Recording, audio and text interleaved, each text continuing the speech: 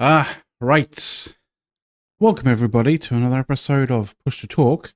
In our change from the usual, we are here on Fridays, and it is Friday the 18th of October 2024. You may realize that in actual fact we are not slap bang in the middle, but pretty much in the middle of the voting period of CSM 19. It's strangely enough, and this kind of like this brought in a bit of a conversation as to what's going on here, but not in the campaign period. I was very confused by that, but we'll have a quick chat with everyone about that to start off with. Initially, we should probably introduce you to everybody who is on the show, well, especially the guests. We have guests Kshal Aideron here. Hello, everyone.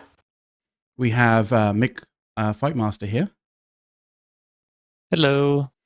And off camera, we have Viciate too. Hello, thanks for having me on. No worries. We also have Software here, as our usual. And I do believe we have Dominarch as well. Hello, hello. He is a friend of the show and of the crew. And it's very rare for you to be on here, Dominarch, so it's cool to have you on. And I'm fairly certain that we're also going to have Dirk on when he gets home or when he gets on, kind of thing. So that should be fairly soon as well. Anyway, we should probably sort of, instead of just introduce you to the names and faces of the CSMs we have, might as well get a little bit of a rundown of who is who. Kshal, could you start off with introducing yourself to the viewers? Absolutely. Yeah. Well, I'm Kshal Aideron. I have been playing Eve since 2020, I think. It'll be 5 years in January. I've ran for CSM 17. I got picked by CCP for 18, and I'm running again for 19. Mostly because I have a platform for new players. It is super hard to, have them represented. So somebody has to do it. I know Mike does a really good job. I've stepped up since I run a community called Eve Rookies, and we take the new players out and put them in ships, take them through incursions, through home fronts, PvP, everything imaginable, and yeah. Very nice. Mick, introduce yourself. Tell us a little bit about yourself. Yeah, so first off, thanks again for giving me the spot to come on here. I appreciate it.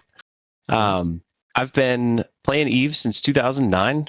I started out in like high-sec missions with a buddy of mine who introduced me to the game. The coolest thing about Eve to me when I first started was the fact that you could warp cloaked. So the Mana Core had a very fond part of my life and getting into Eve. I did high-sec missions for a little bit, saw this cool thing called a Sino out in low-sec. I comboed the guy who lit it, and next thing I knew, I was in Fatal Ascension out in Fade, which was pretty cool. And then so that's how FA recruits their members. I see. Makes a lot of sense exactly. And I after that stint, the corp that I was with had left Fatal Ascension and was like, yo, let's go try out Wormholes. I've been in there since 2013. It's been an awesome experience. I've been learning, both like the big brawl metas, the eviction metas, small gang nano, and obviously one of the things that's great about Wormholes is you get to interact with all parts of space. So while I may not be an expert in low sec, null sec, high sec, things like that, I get to experience it every single day, and it's always fun. Excellent. And Viciate, so hopefully I'm pronouncing your name correctly. But introduce yourself. Absolutely, getting it right on the head there. Nice. So I've been playing Eve since about 2013 on this character. Before that, I started, dabbling on different characters like everybody does. And I started out mining in high sec, and then I got ganked. And then I was like, I want to do that. And so I made Viciate to be a ganking alt, and then along the way I went to a low sec system and fought somebody there, and then just never got around to high sec ganking. So that's kind of how I got into the game. Since then, I bounced around a lot. I joined Pandemic Horde the week before the move from Quirius up north for World War B1. And that was like my introduction to nullsec. Did the campaign, all the Entosis, all that stuff, decided that I kind of had enough of nullsec. From there, went into wormhole space as well. Spent a lot of time with a group called Mouth Trumpet Cavalry, who I like to, if you think about wormholes in terms of notoriety, like Mouth Trumpet or MCAV is kind of like a tier below where like No Vacancies, Hard Knocks, Laserhawks, all that is at. We were like, if you're not in wormhole space, you probably wouldn't, know or care about MCAV. But we kind of carved out our own little weird subculture there for a while. From there, I tried being a CEO after leadership burned out and realized very quickly that alliance and corporate leadership is not for me. And then kind of bounced around since then. And that's kind of been my story in EVE, is just approaching the game very much from a day-to-day play perspective, where like right now I'm with Minmatar Fleet Alliance, where we operate out of LowSec. We're in, Minmatar Factional Warfare. But that isn't the only way that I really play the game. It's just kind of like where I'm at. But, some days I'm ice mining. Some days I'm trying to do solo PvP and failing miserably. Some days I'm figuring out how to build ships. So it's hard for me to kind of nail down. I wouldn't call myself like a factional warfare candidate or a low set candidate. I'm just kind of like a day-to-day player candidate. And that's where I want to see more reasons for people to play the game day to day.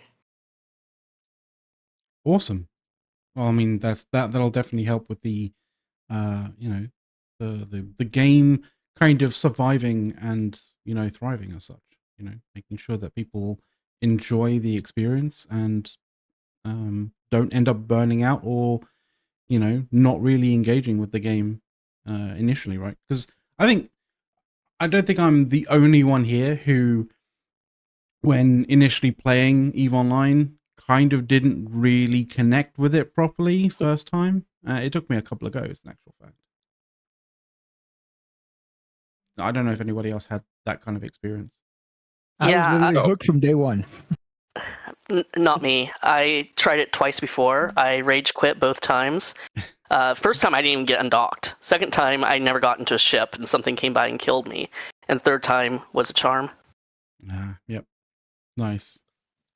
EVE was one of those games where I was like hooked on the idea, but I never really found my pathway until, probably about a year into dabbling with trying to figure out like mining in high sec. Yeah, it was tough for me because like while I felt like I was progressing through the ladder, high sec, low sec, null sec, it was one of those things where once I like got my first carrier, this was back when you could assign like 10 fighters to like the little frigate and it would warp around with you to each gate and you could have gate camps with fighters right out of a POS. It was just, I was like, oh, well, I'm kind of bored now. Like it felt like I had reached what was supposed to be the end game content, but I hadn't actually gotten there yet. And it wasn't until I got to wormholes and I was like, oh, this is where it's at. I finally found my spot. Yeah, wormholes are an interesting. It's a very interesting kind of life to lead for sure. It is very cutthroat, but it is also pretty crazy as well. As the only wormhole candidate on the show today, Mick, how are you feeling with regards to your chances, your kind of like your ability to rally the majority of wormhole groups to basically vote you onto the CSM? Like, how are you feeling about that? Yeah, so I consider this year's success if I make it in the top 20. If somehow I make it in the top 10, that's like beyond all sorts of expectations. It's always going to be an uphill struggle regardless when it comes to a wormhole candidate, just because the size of our community is pretty limited. And not only that, but getting people to go through the effort of voting is also can be a trying task sometimes, especially if there's someone with a lot of alts. Yeah. Oh yeah, for sure. But, at this point in time. Yeah, but I will say the reception that I've gotten from the Wormhole community has been great, and I'm very thankful for that. I think we've largely unified. We have other, Wormhole candidates that are great as well. I'm not to say that I am the end all be all. I think technically I have the most experience, but at the end of the day, you want someone that can work with CCP and work with the players and be a good conduit of getting that information to CCP. But yeah, I think we've done a good job. Chances are low, but I'm still excited nonetheless. Very nice. Yeah, because I was kind of looking at the amount of wormhole candidates, kind of going. I was thinking to myself like, can they not just like pick one and like all actually coordinate and vote?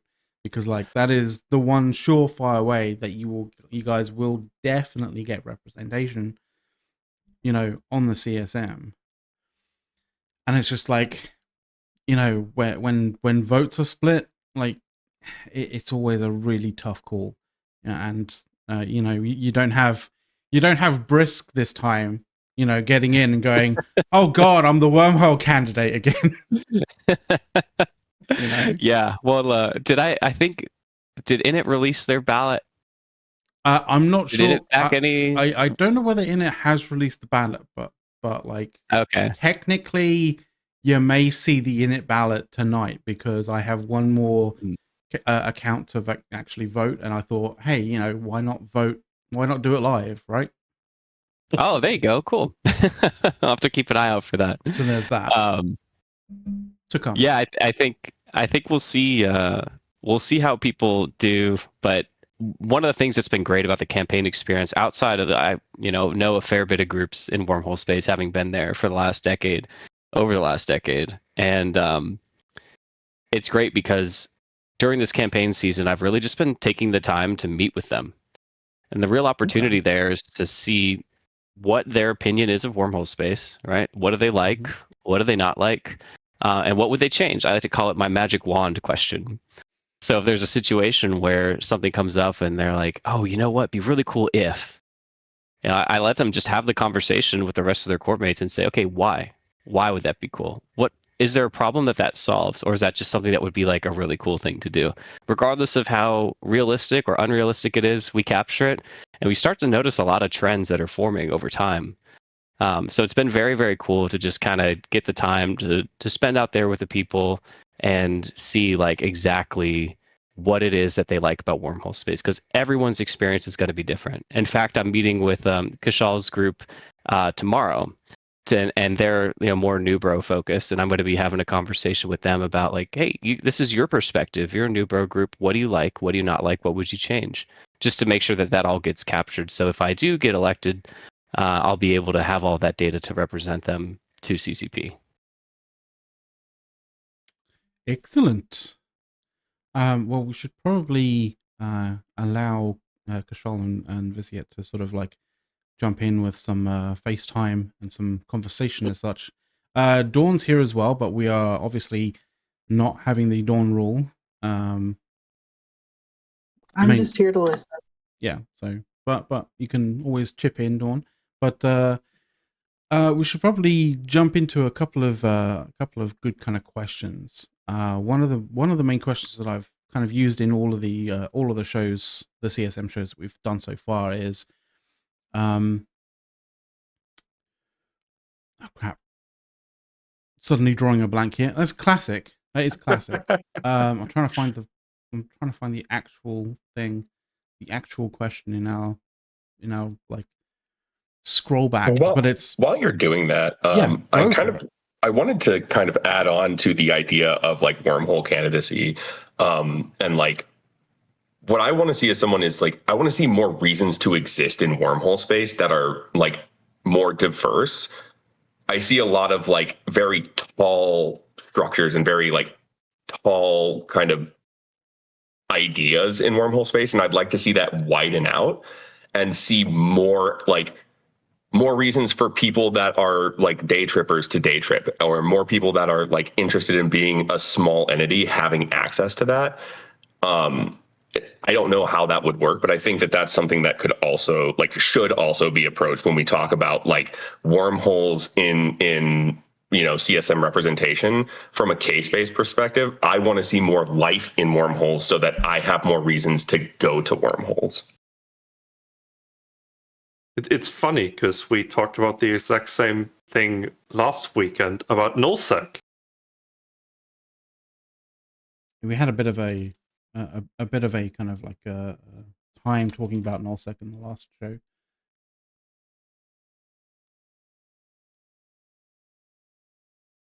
Okay, I definitely agree with what Viciate's saying, and that's actually something that we've seen echoed quite a bit across the interviews that I've been having. Folks want there to be reasons to come by. The huge one that we keep hearing is like, we want there to be some sort of intermediate conflict driver that also serves as a way of doing like revenue generation for the people that live there, but also is inspirational for the people who live there to defend it, as inspiring as it is for the people who want to take away from that or want to attack it to attack it.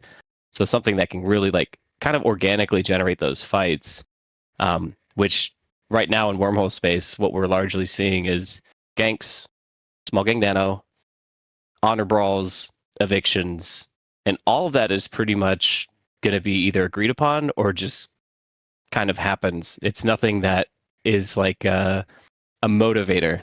Sometimes there's grudge evictions, which we'll see happen from time to time, but there's no intermediate conflict driver.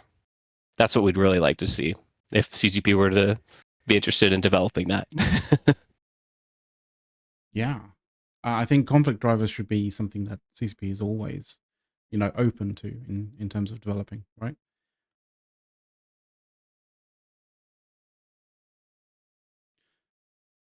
So we have a few questions that we can kind of ask straight off the bat.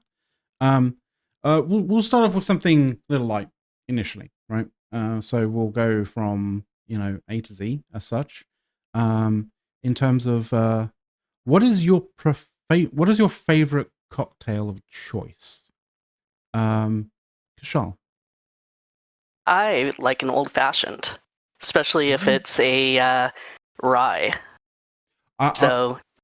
Interesting, because I know that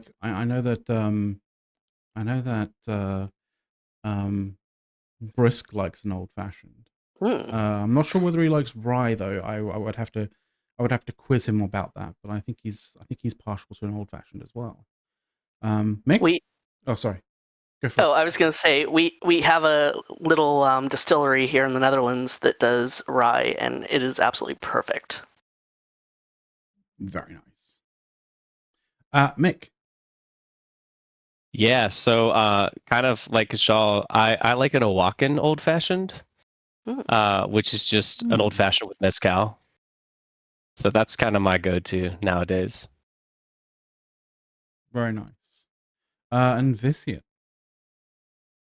I feel like I'm going to show my difference here a little bit, because if it were up to me, I'd give me a Miller High Life and a Backwoods. But if we're talking cocktails, Aviation all the way. Oh, Aviation. No, that's a good choice. That is a good choice. I know people who very much are fans of Aviation gin, so it's either Aviation gin or Botanist, I believe. I'm shocked that no one picked anything rum based. Soth is somewhat of a connoisseur of rum. What do you all think of those those pre-made cocktails, like Cayman Jack stuff? Yeah, absolutely. I can't take it either. I saw a pre-made Jack and Coke, right, like mixer kind of thing from a can. And I recall actually seeing that being sold on the like platform area of a train station in central London, and I believe it got shut down pretty damn quickly because I think they didn't actually have a license to sell alcohol. So, oh wow, that'll do it. I saw them like selling it, and then very quickly it was just shut down and like taken down. I was like, oh Christ. I think someone didn't realize that they're actually selling actual alcohol here, as such, and then was promptly told to basically pack it up. Yeah, but I don't That'll do know. it. I'm not too much of a fan of the pre-made kind of stuff, but like it is what it is. Well, it just tastes a little artificial. And to me, they always come out to be too sweet. I think that's one of the biggest problems I have with it. It just comes out to be way too sweet. And you're like, well, I guess I'm just drinking sugar. Yeah, no, I worked as a bartender for too long to respect pre-made cocktails. I can't. Like, I understand the convenience, but I can't bring myself to do it.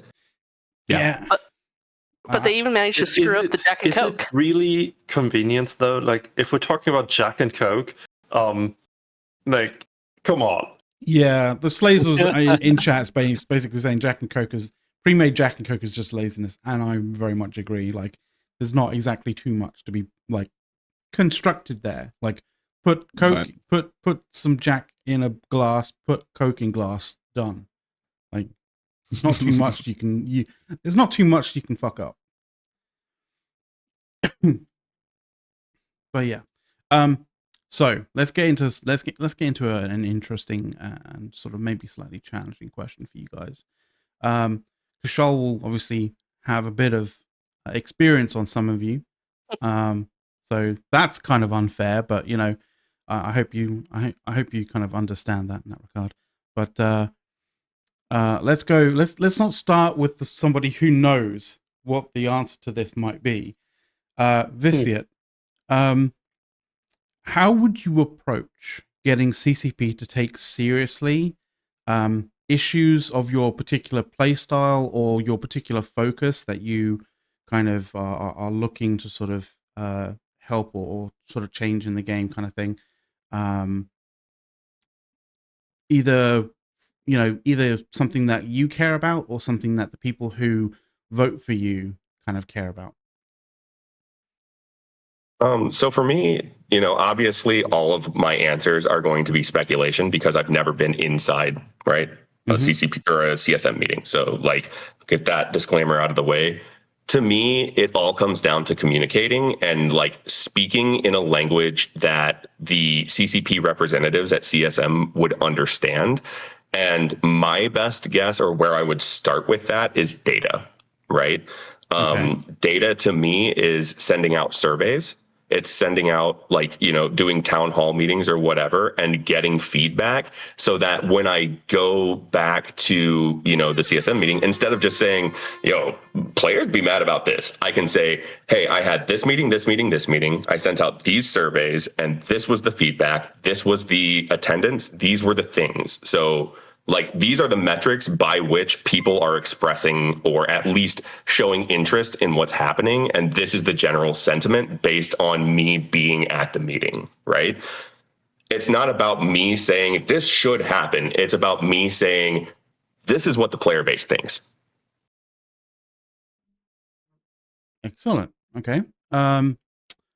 Mike. Or Mick. Sorry, my bad. All good. It actually happens quite frequently, so it's totally fine.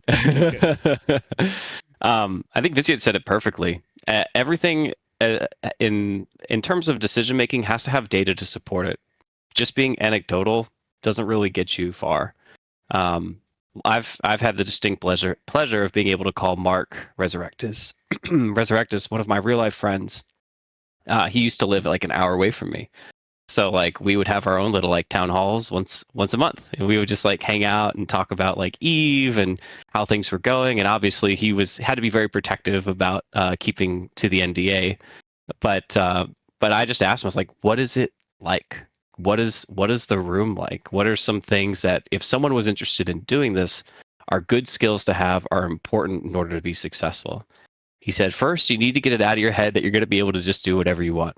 The person who screams louder does not get heard more clearly. I was like, okay, I figured that part, but that's good to start. And he's like, just realize that at the end of the day, this is CCP's game.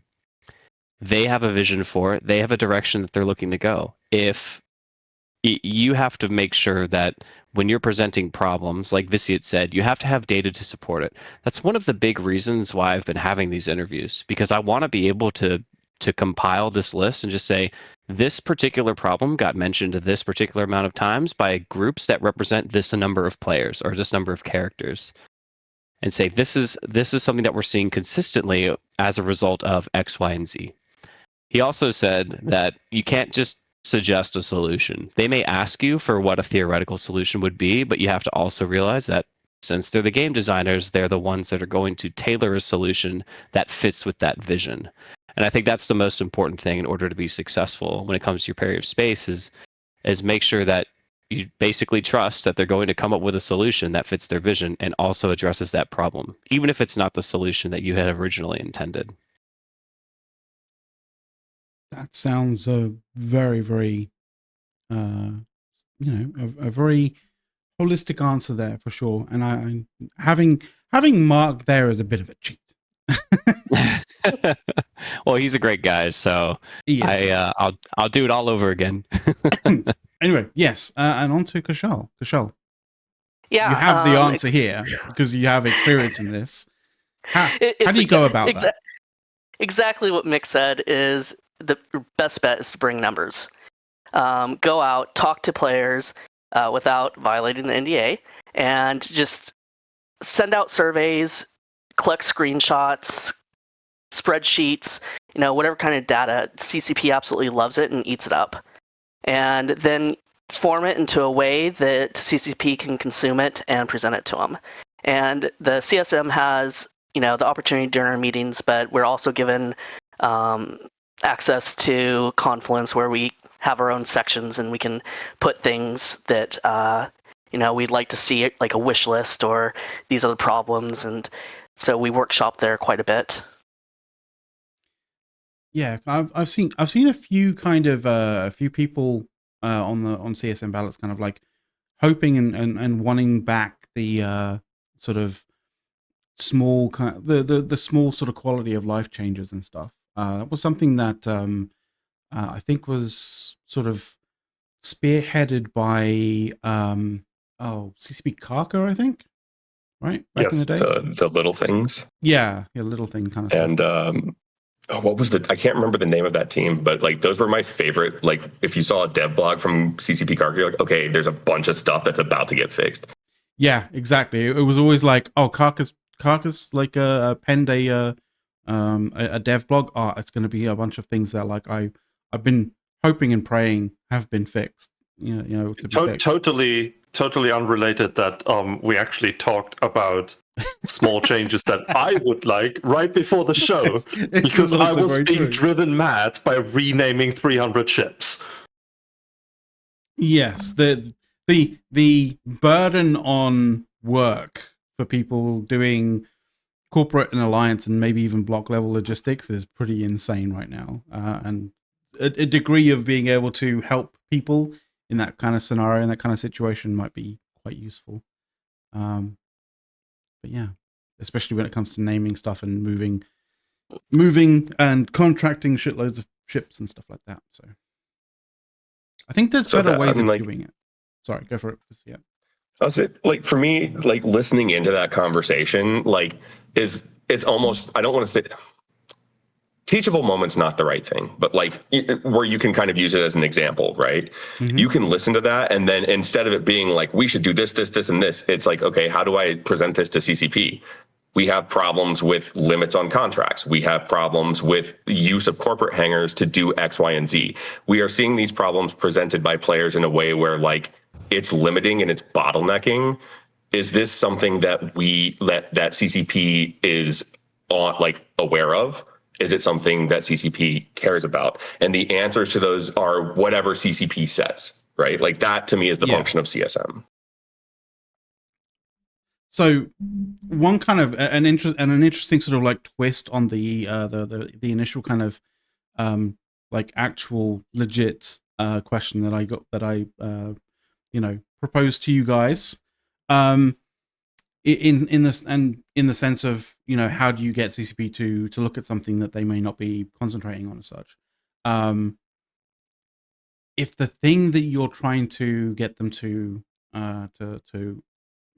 look at and to sort of maybe change for the better of the game isn't something that is good or easy to actually generate data on, right? For example, the frustrating kind of aspect of trying to micromanage, alliance logistics in terms of moving stuff around, renaming things, ordering things, coordinating stuff, right? Like, how do you go about that? We'll start with you, Viciate. Why not? For me, the answer is surveys. Sending out a survey or like having a posted survey. So on my CSM, my post initially, I posted a short survey, right? And it's all open form, very simple questions, but people can type in whatever they want, right? To me, the job where I come in, or not come in, but like my part of that process is taking all of the stuff that's written, reading it, and trying to like collate it and put it into ways where it's like, okay, I see this many answers that are about industry, this many answers that are about mining or PvP or whatever, and then seeing in there what is the connecting thread. Well, the industry thing is, problem X or whatever. To me, like, the surveys are the answer. Excellent. Mick. Yeah, I'm along the same lines, like to surveys being the answer. I think that data collection that you do just by talking with the players.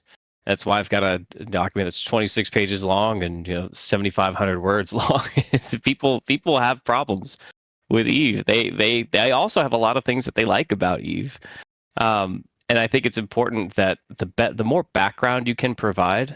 This is how this group interacts with the game. This is what their play style is. This is the problems that they have, and this is the size that they are.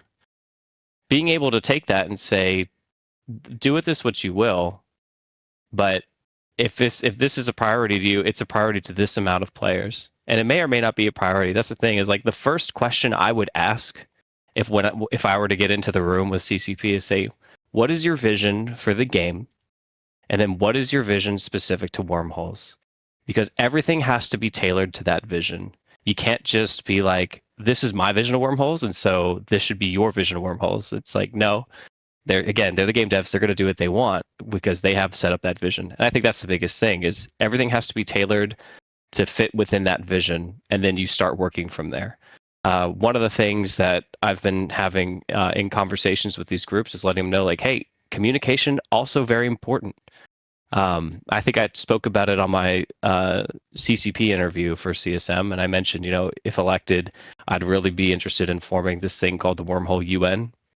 And the whole idea behind that is it's basically every group in wormhole space, regardless if you're a 10-man group or you're a 1,000-man group, gets to send 1 to 2 representatives to this Discord. And we just have monthly meetings. Hey, what'd you think of the latest patch? What are some issues that you're still having? How are things going? And be able to use that as the continual data collection point.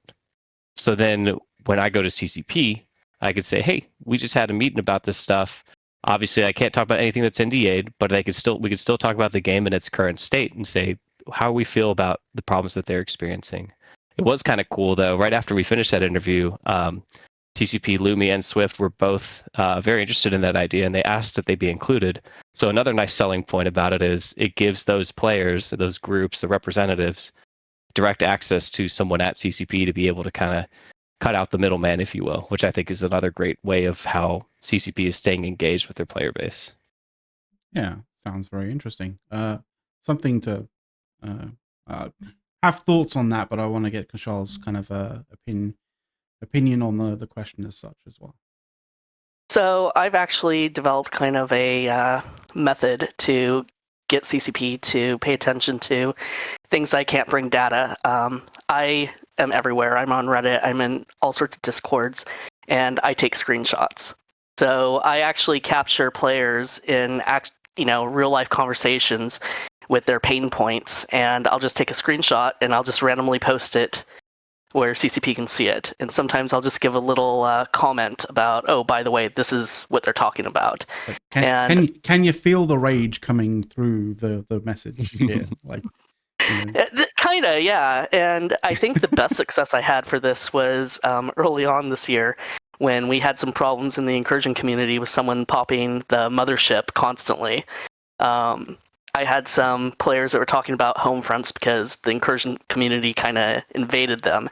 And we also had a community dying because of this whole thing. So I just took this screenshot. There was this really random comment in the middle about the community dying. I'm just like, well, if you're wondering what this really weird, line is, here's the context. And I just left it there. And after a while, CCP contacted me and was like, hey, let's talk about this. So yeah, just yeah. That is kind of interesting as well, because like it is something that maybe as a player you won't be able to gain data on that specifically, but CCP might be able to, because they'll be able to go in and see these players and whether they're how often and how long they're playing every week kind of thing, and then they can kind of compare and contrast, like say a month ago to sort of last week or something like that, right? Yep. So that's actually pretty cool. But Mick, your wormhole UN thing, right? Mm-hmm. Is that something that you need to have? Like you feel like you could only spool up if you're actually on the CSM, or isn't that something that you could have already start before you're on the CSM? Because like the way I kind of see it is like, surely that's also an interesting means or method for you to be able to garner support, cross group support, to actually, become a wormhole candidate or become the wormhole candidate for the CSM. Sure. No, that's a great question. I no. First answer, I answer the question very directly. No, I don't think it's a requirement that I be elected in order to do this thing. The more and more conversations that I have with groups, the more interested they're in something like that. It doesn't need to be held by a CSM member. It may help in the sense that you can get reinforcement. You could say, "Hey, Swift, just pull up the Discord and you'll see the list." Yeah. But it's certainly not something that is an absolute requirement. I'd be happy to do that whether I get on it or not. Now, it would make the monthly meetings maybe less tailored based on conversations that may or may not be happening with CCP, but obviously anything that could get into NDA we'd want to avoid regardless. But it's still something that can happen regardless. Because like I know that at least in a sort of tangible kind of like semi-tangible kind of sort of aspect, like most large or most sort of established nullsec groups kind of do have an avenue or a way of being able to communicate with each other, because like that's sort of one of the ways and one of the reasons how nullsec groups are able to put together this open letters to the CSM about, not CSM, to CCP about the current state of nullsec and that kind of stuff, right? Like, because we do actually have to some degree kept at least a degree of open lines of communications to be able to actually discuss this sort of stuff. I do want to point out there, though, that in recent years, CCP has become more open to more niche player groups. For example, there has been a lot more communication between CCP and the tournament crowd. They are not just talking to us tournament organizers fairly often.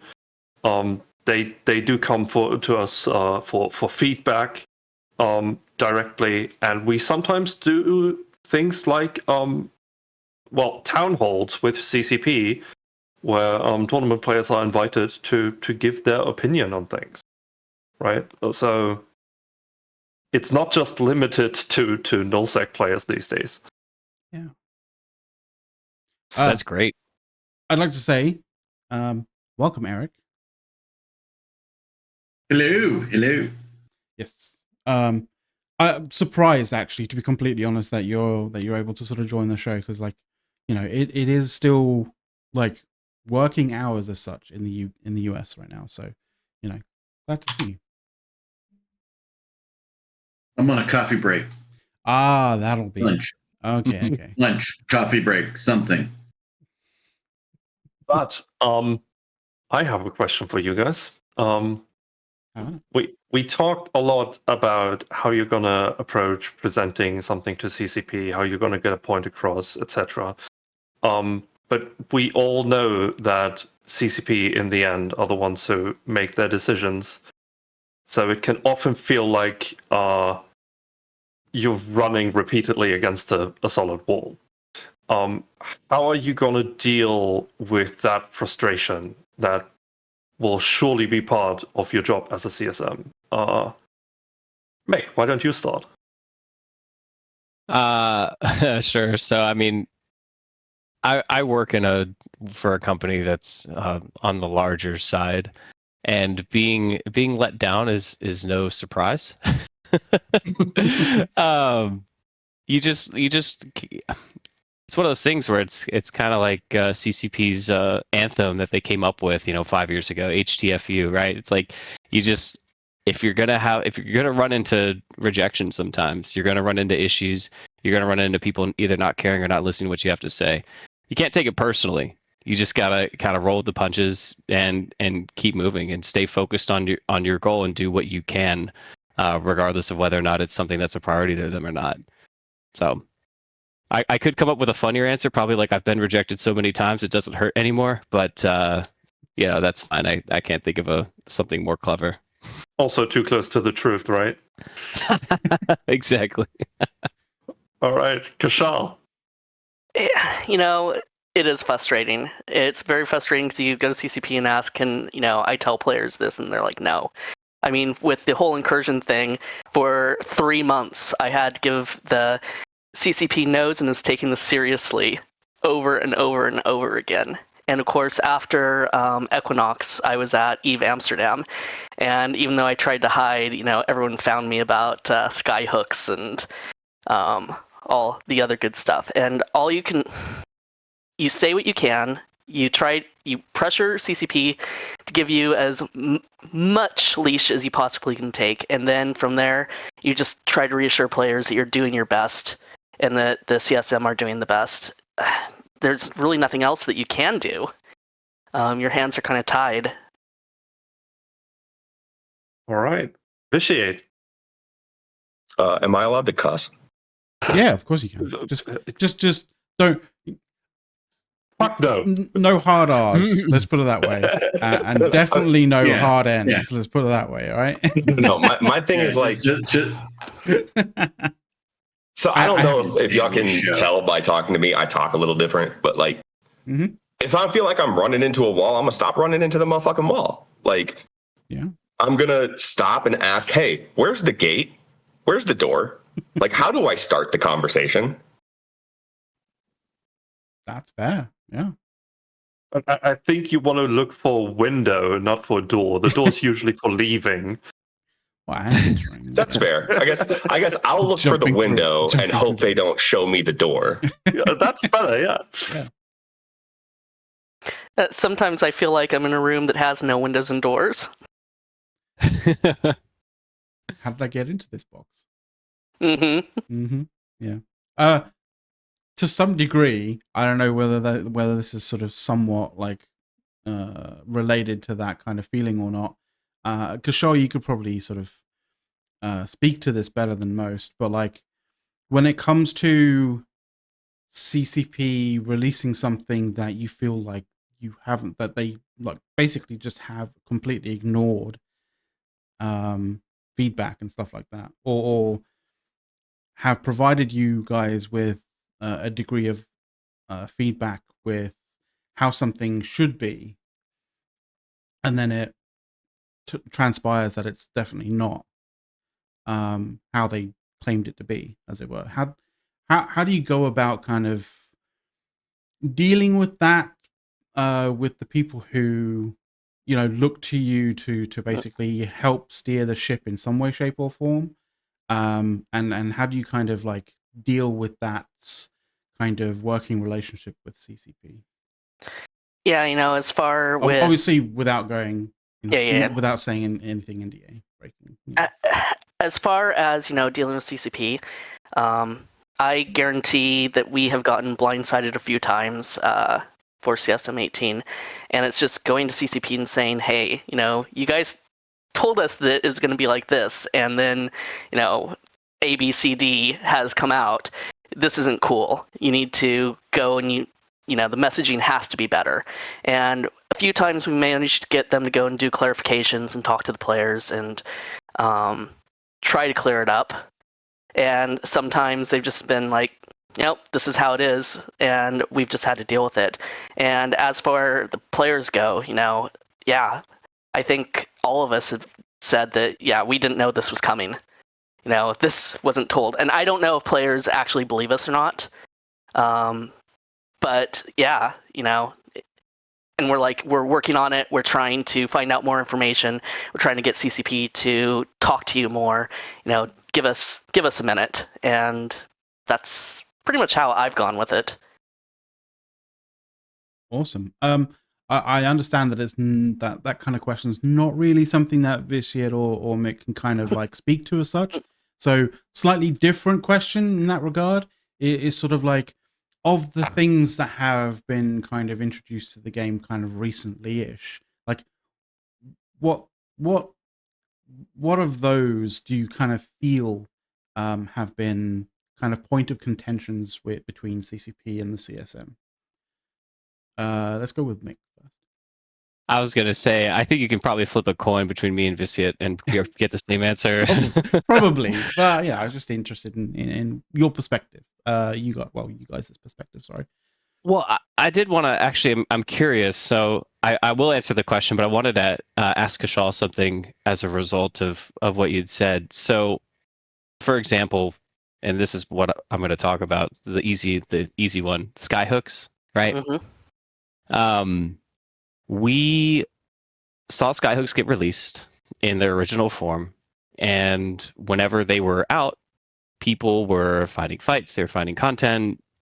It was cool. At least from like the small gang perspective. We've seen since then that shift, which is, I'll say significantly reduced, not eliminated the ability to do that. So that when you find a nullsec, like in a wormhole, you find a nullsec, is you're not thinking, oh, I can find content within 3 jumps. It's, oh no, if I have to find content once every 3 days. How, if you're able to go into it, and I'm kind of hoping you are, because we've seen the change since. If you're not able to, just say you're not able to, and that's totally fine. But how do you feel like that was communicated? And do you think CCP has fixed the problem according to your peers and yourself being a part of CSM, or do you think it's still in a poor state? So as far as the state goes right now, we're in a kind of wait and see, because everyone has to switch to their SOV soon, in a week, I think.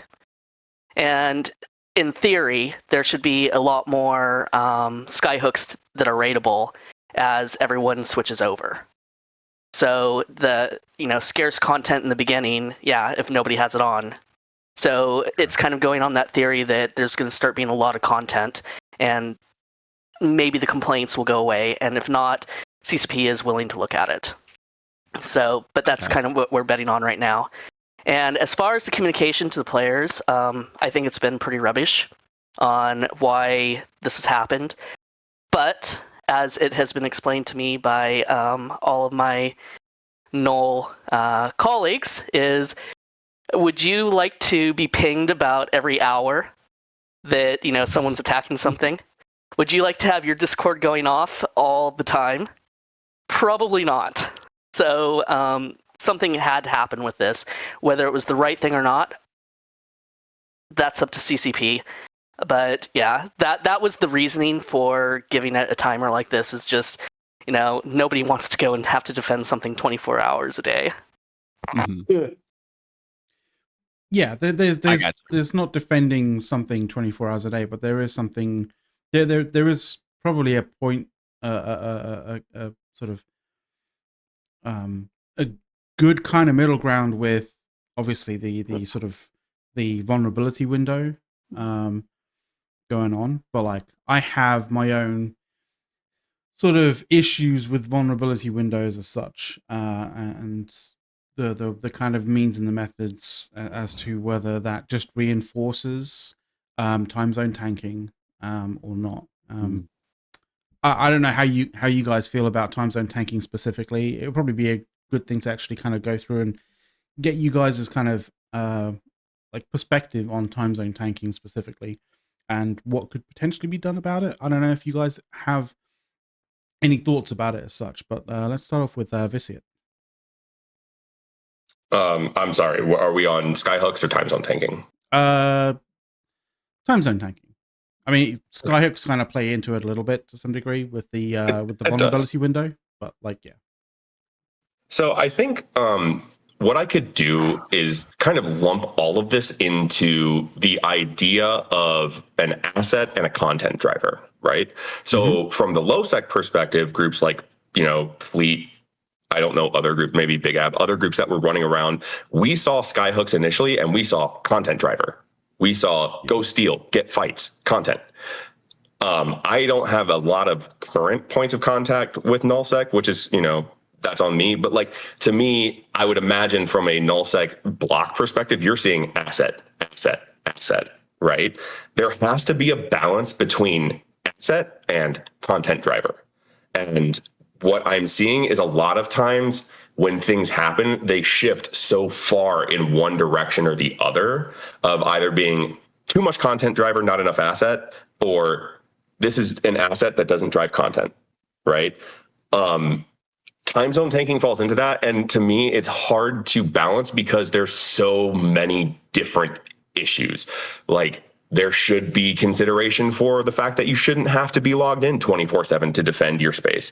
There should be also consideration for the fact that, like, we shouldn't have to, like, it shouldn't be like pulling teeth to find content drivers from a PvP perspective, because at the end of the day, EVE Online is a game. And if it's too hard for me to find content, I might just go play something else. That's fair. Mick? Mike? Yeah. Bend down. Yeah. I'll get failed again. Sorry. It's all no, you're totally fine. Trust me. Yeah, like Viciate said, been down that road before where it's like I'll have 10 different null wormholes in my chain.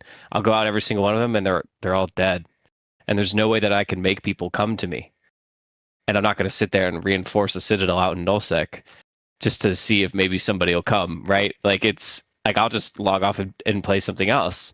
When it comes to time zone tanking, I think it's funny. I was on the Big App deployment down to Paravi. I think it was last year when we were, I think, contracted out to go eradicate some people. I think it was RC. And the second we deployed, all of them shifted their timers to be outside of our time zone. And so I was like, well, I guess this just accelerates things. And sure enough, that's exactly what it was. It to me was pretty bogus because it obviously wasn't their main time zone. Yeah. But they just were demonstrating that they were hoping that they could either wait out the unanchor timer or just run away and not fight. And I was like, thankfully, time zone shifts now are no longer a week; they're 30 days, which is definitely an improvement from being able to negate that type of behavior. But all in all, I'm not a fan of time zone tanking, and I have set way too many alarms in the past to try and find content, and I would like to avoid that. But like Viciate said, you can't be around EVE's supposed to be a game. You shouldn't have to be around 24/7 just to defend your assets. You should be able to do it within a reasonable awake time period. Yeah, you should. No reasonable person should be taking sick leave from their actual job to be defending structures in a game. Like, yeah. like 100%. And like, I don't think that defending should be a majority of what block should be doing. Like, nullsec line members should be able to go play the game. They shouldn't have to, like, oh, I have 4 hours to play, but that's our window, so I have to be home. That's dumb. That's dumb as shit. I always found it kind of interesting when it came to sort of the the playtime that I had available and the amount of time that it took to do a strat op, which was, generally something that would happen most evenings in some way, shape, or form, whether it was a defense or an attacking kind of strat op. And you'd always sort of, I got to sort of the period where, you would allocate a block of time for a strat op more so than just like roaming or anything like that, right?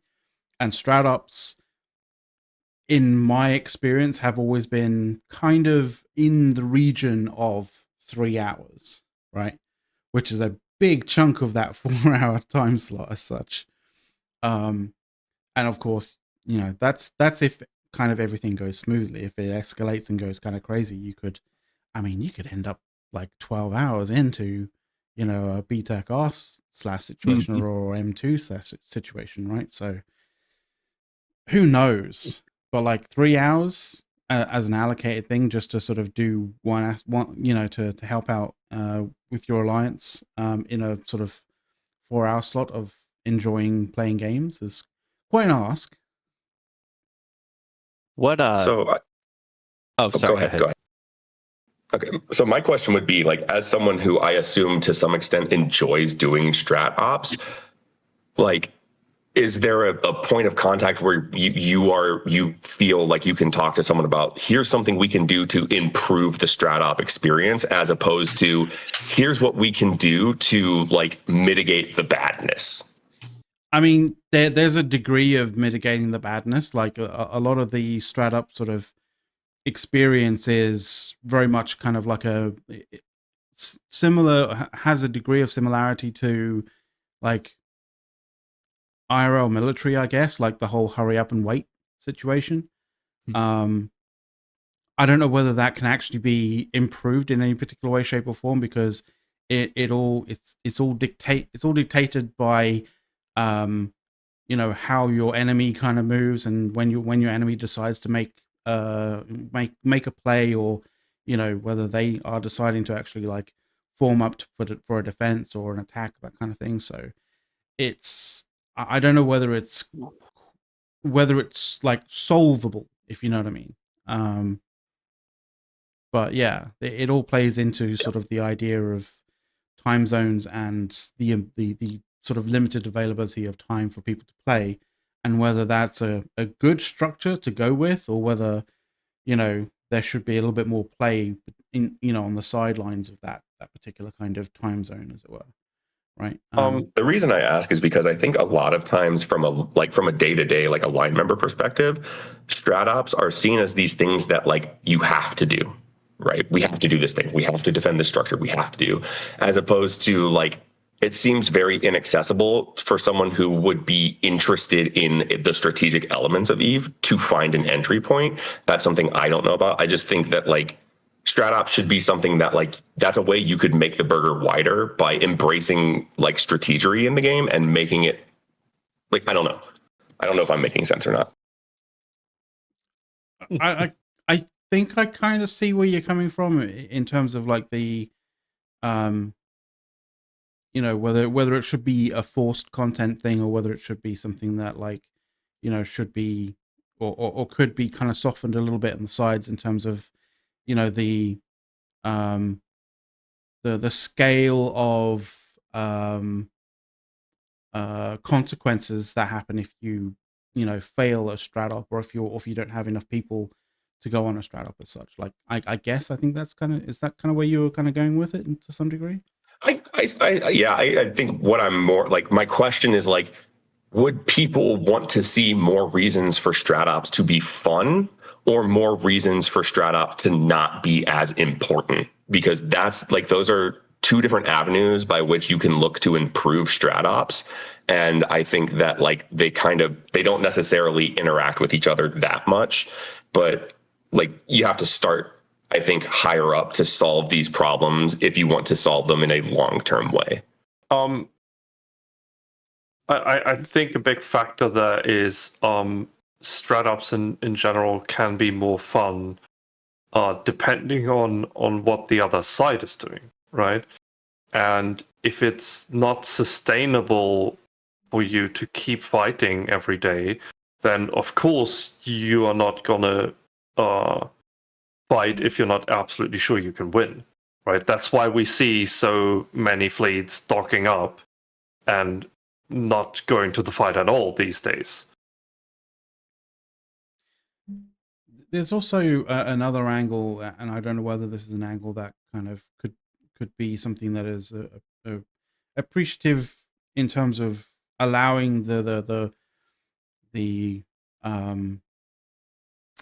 space for this to happen, because it definitely is. It definitely has had space for this to happen in the past and currently, kind of thing.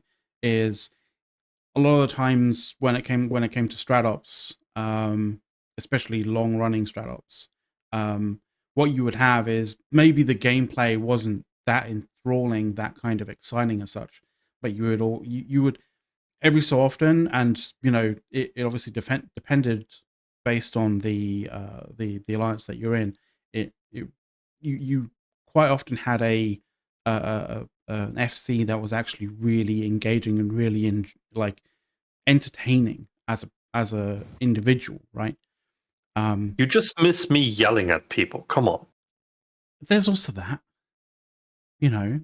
there's definitely also that, and there's definitely also, things like, strangely enough, things like conga lines, right? Like, I mean, I haven't been in a conga line on a strat for a long time. I mean, I guess it's not really.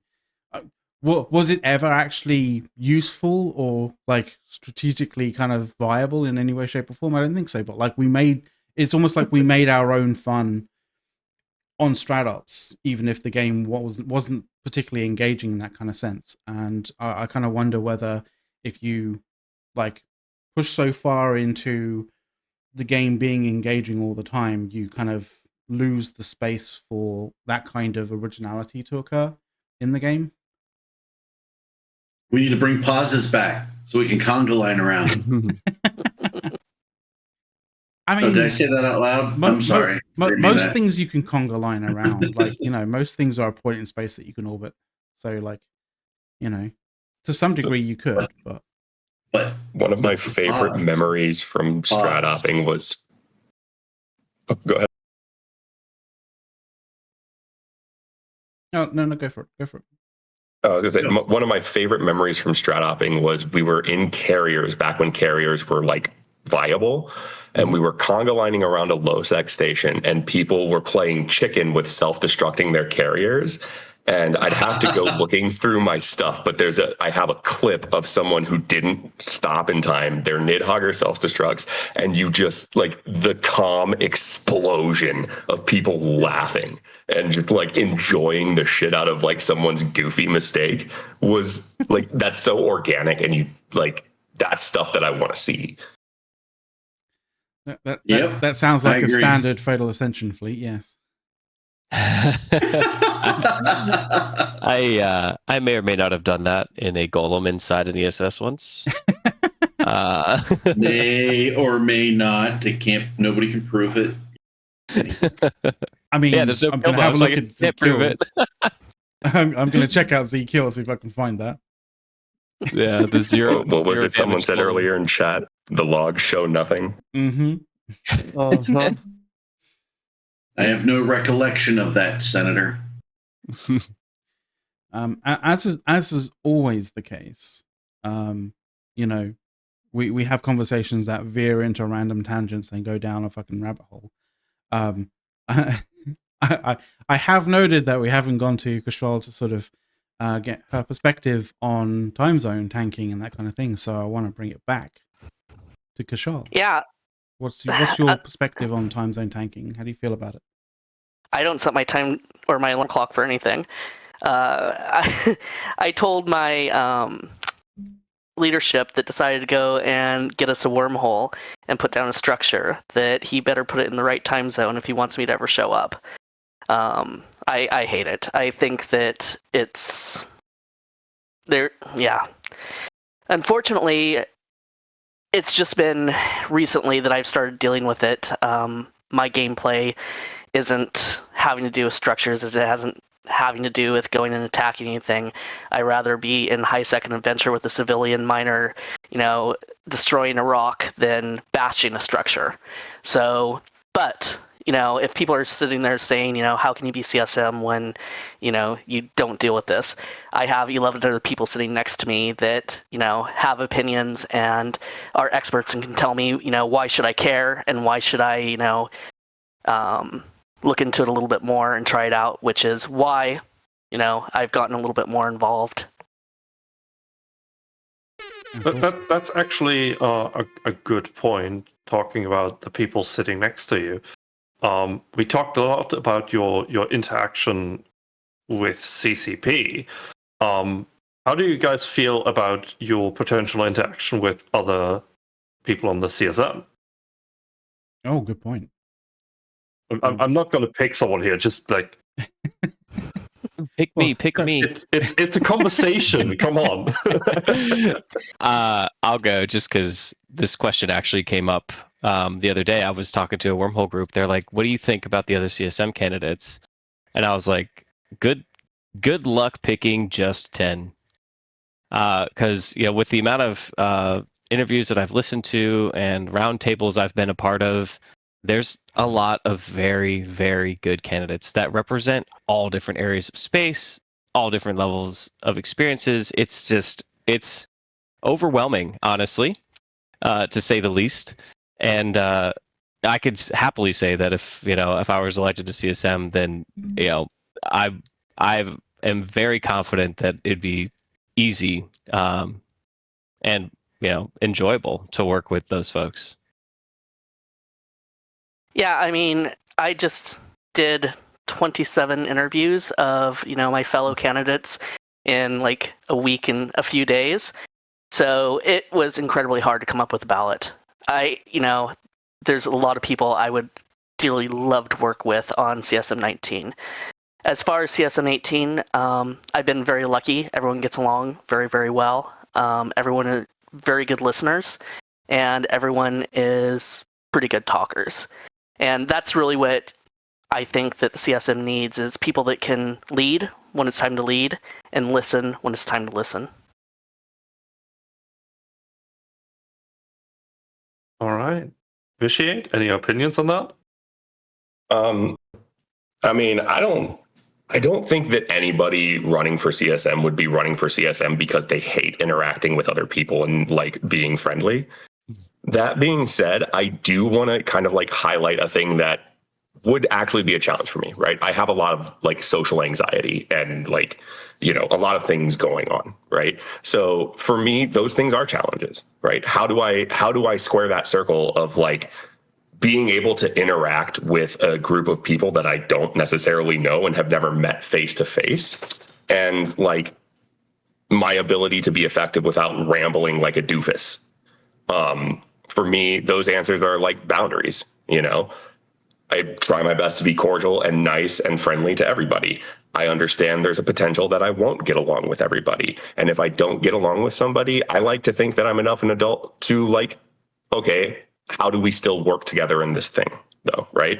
One of the things that I really enjoyed about MCAV, we had a culture that was, you don't have to get along with everybody. You don't have to be friends with everybody, but you have to work together. Like you have to be able to sit down in a fleet with people, even if you're upset, you have to be able to sit down in a fleet and do things with them. You have to work together. And that's something that I've kind of brought with me, not just in, Eve, but like in general, right? Like at a job, if I don't like someone, I still got to work with them. So like, I like to think I can recognize those things, but I also like to think that like, I'm a friendly enough person that in a small group and given enough time, I can find ways to be like friendly and cordial with everybody.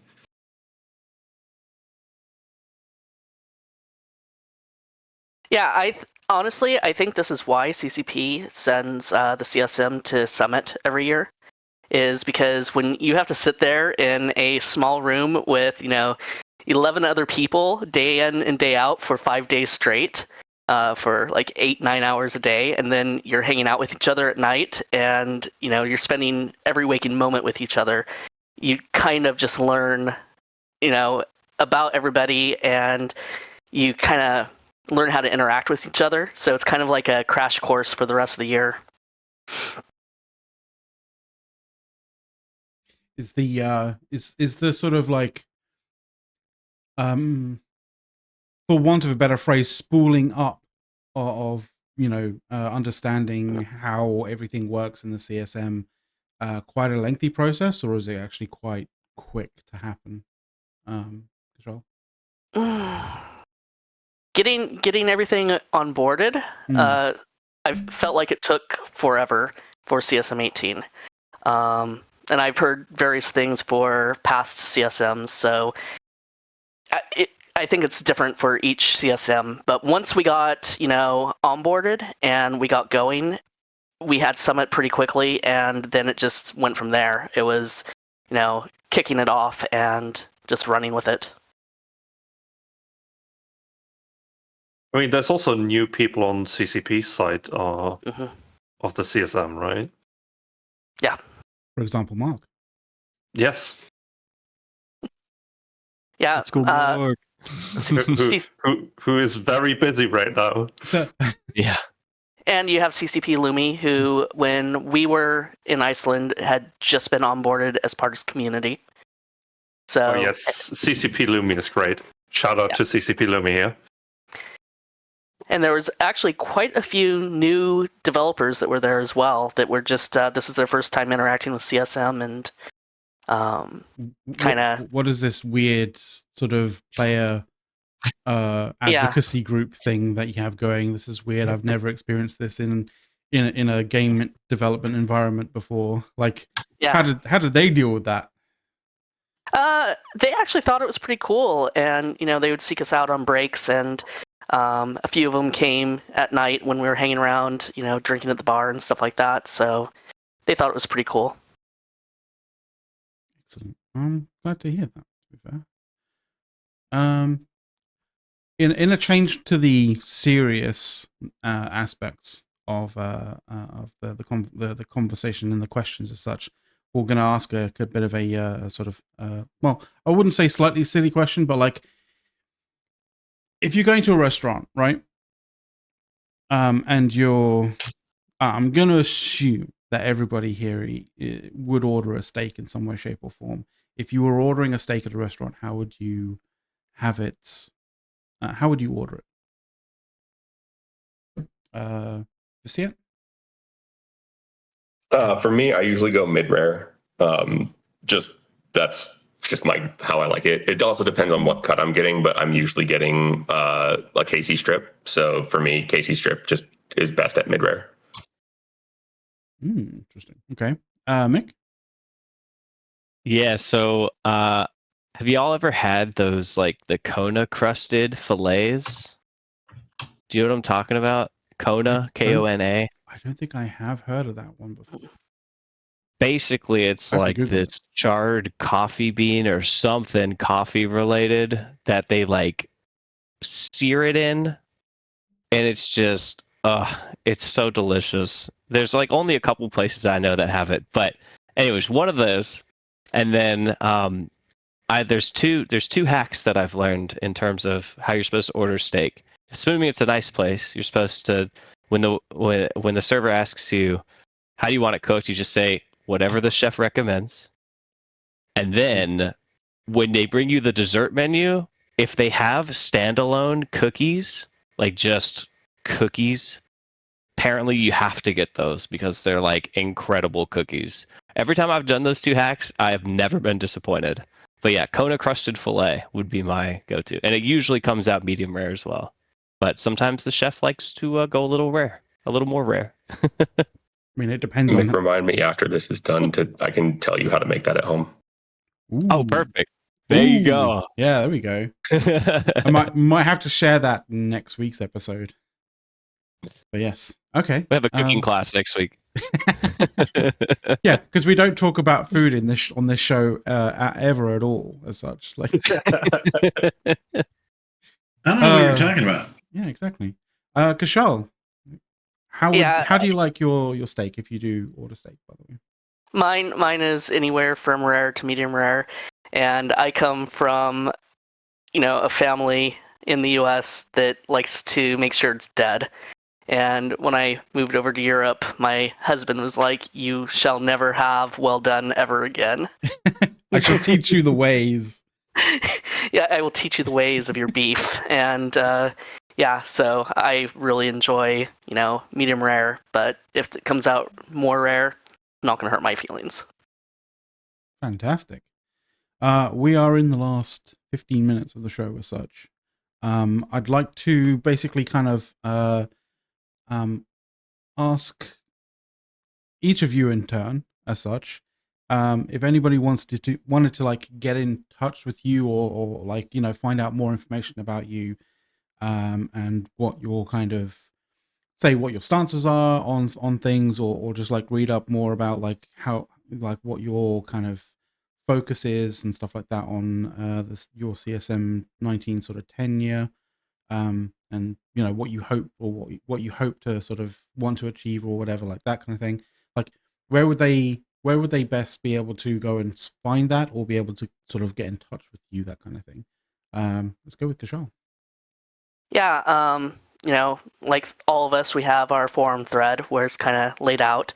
Mm-hmm. And if you want to talk to me beyond that, I am literally everywhere. The Eve Rookies Discord is a really good place to find me, but also on the Eve Online Discord and in many, many, many other Discords. I'm on Reddit. Of course, you can find me because current CSM, pretty easy with that tag. I am the moderator over at Eve Newbies. Yeah, so hit me up. I'm always happy to talk. Cool. I just linked Kshal's CSM campaign thread in the chat. Obviously, I will do it for our other two guests as well. But Mike. Yeah. So first off, thanks again for having me. This has been a blast. I really appreciate it. No worries, man. And yeah, same as Kshal. I've got my forum post up.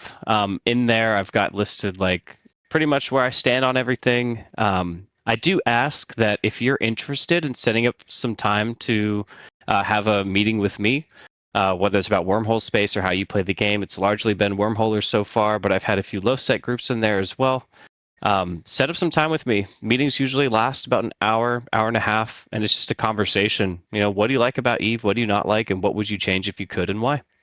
So set it up with me. Easiest way to do that is just through Discord. That's just my first and last name and my first and last Eve name, all one word on Discord. I'm still taking meetings and interviews, so please do that. And yeah, that's really the biggest thing. As far as platform stuff goes, I feel like it's best summarized in the forum, so I don't want to talk your ear off for something that you can read. But please post there if you have any questions, and I'd be happy to answer them. Lovely. Viciate. Pretty much what everybody has said. I would say if you want to get a more like in-depth, it's hard for me to kind of nail down my campaign, right? Because my strategy is kind of this weird, like I want to run and like represent the day-to-day player wherever they're at, right? So it's hard for me to nail down, like I do this for LowSec or whatever. One of the best places for that is actually if you go check out Kshal's YouTube channel. I feel like my interview there is like super in-depth of like kind of how I view the CSM and how I would want to be a part of that process. If people want to reach out to me, forum post is there. That's a good place to get it started. I'm on Discord. I'm in, the official Eve Discord, a bunch of other ones. You can also just look me up at Don't Tweet This. That's the Discord handle, I guess. I don't know. Aside from that, I'm on Reddit. My handle is u/ViciateJ.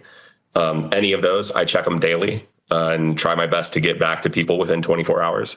I do have, a personal life, so I am not always super available, but I try to get back as soon as I can. Awesome. And just for this last sort of like 10 minutes-ish or so, because it is the voting, we're actually in the middle of the voting period right now. So if you haven't voted, go and vote, basically. I'm good. I haven't actually specifically. I haven't voted on one of my alt accounts, so we're going to do that live.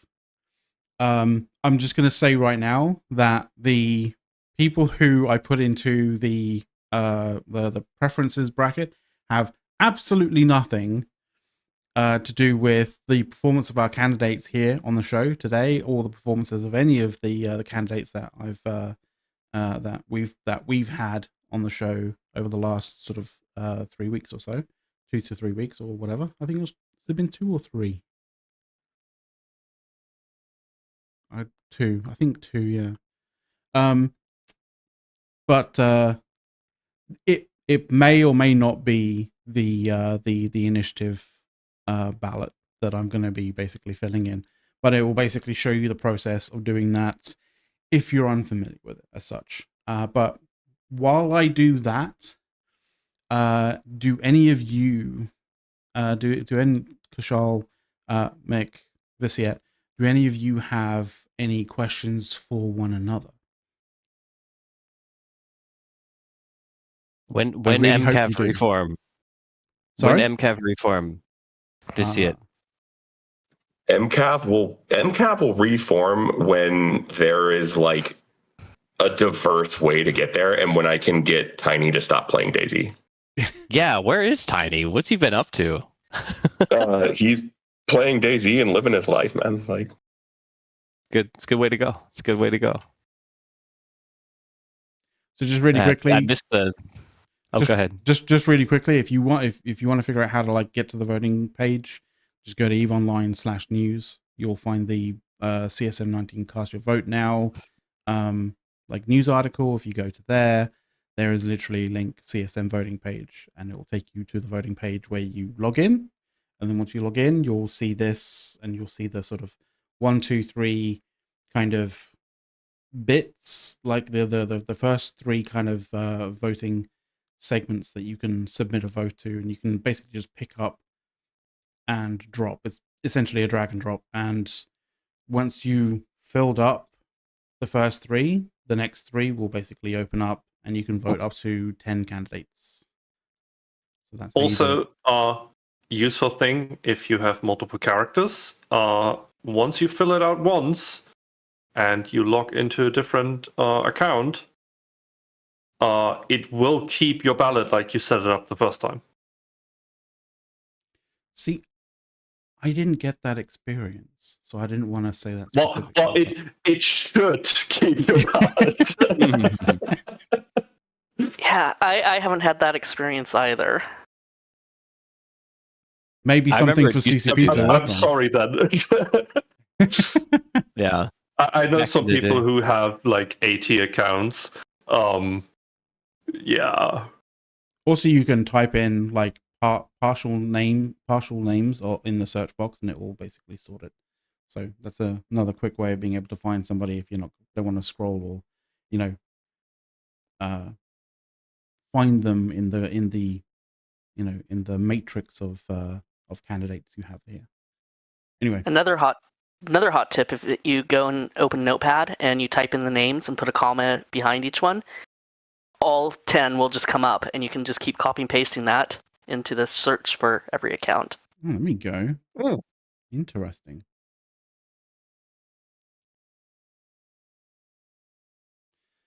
But yes, any other questions that you want to throw back and forth to each other as such? Oh, if no wormholer makes it onto the CSM, does that mean Ariel is our de facto wormhole representative from the initiative? I don't know whether is it a case of like, oh, because he's technically in it and he's the replacement for Brisk, and Brisk is the de facto. Is that how it was working now? That's exactly. Sorry, Ariel, but we're sending you a tie, and we expect pictures from the shower now. that is the stipulation, I believe. We definitely don't have many pictures of Brisk in the shower. So for those people who don't know, back when Brisk was running the meta show, he would usually take a shower before the show, which was when Push to Talk was on. So he was actually watching Push to Talk in the shower. So every now and then we would get a picture from him in the shower. Yeah, it started off completely. Yeah, well, I just want to say it was not an inappropriate. No, it was never inappropriate. Just pointing that out for everybody. Which is also a bad name. Like you remember the video he did for the CSM campaign for his second, I believe, where he went into the shower like fully clothed. I'm pretty sure that was inspired by the shower pictures.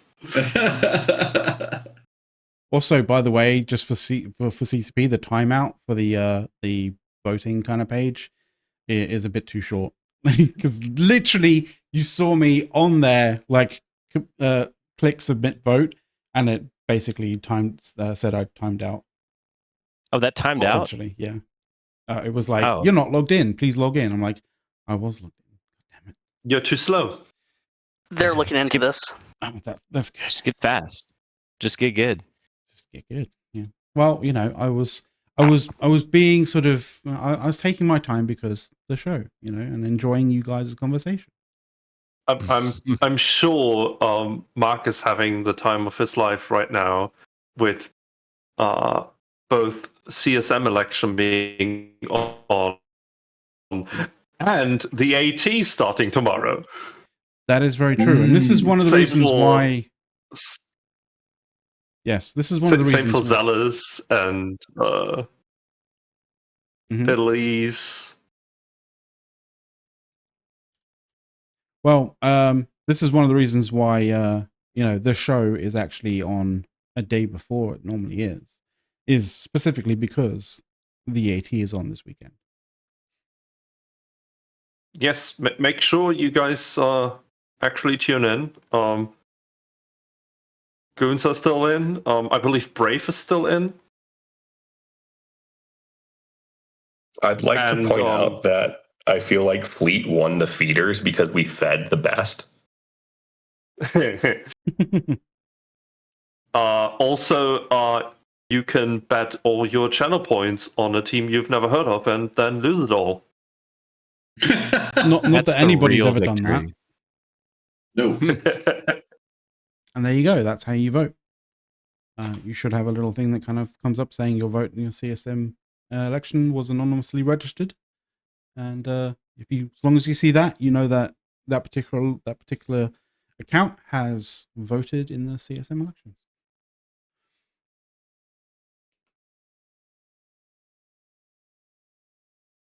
Anyway, back to the main show screen. As such. Yeah. So, unfortunately, a little bit of programming kind of information for you guys. Obviously, you guys now know that the show is not going to, Push to Talk isn't going to be on tomorrow. Meta Show is also not going to be on tomorrow as well, on account of both the AT as well as the fact that Dave is on holiday at the moment. So that will probably be happening, the next Meta Show will probably be next weekend, not this weekend. So, enjoy the AT and enjoy the sort of gambling sort of channel points and stuff. But thank you very much to all of our guests here. Thank you for coming on. Thank you for having us. Anytime. And as I say to all of our guests, you're welcome on the show anytime you like. If you want to have a chat about the, any aspects of the game or something coming up, or anything that's happened within the week. I know that we didn't get to really talk about the sort of the NDA breach sort of stuff, but I kind of feel like it's sort of a given as to what we could and couldn't talk about with the with the whole NDA breach thing, and I'm fairly certain that none of you have the sort of inclination of breaking NDAs specifically. So the types of questions that we could potentially ask about that, I mean, the answers would be very obvious. So there wasn't really much point. But other than that, thank you very much for coming on the show. And we will see you next weekend on the regular time on Saturday. But yeah, have a good time. And that's us. See ya. All right. Thanks, Mike. Thanks, everyone. Thanks, Phil. Bye. Thanks for having us on. Thank you.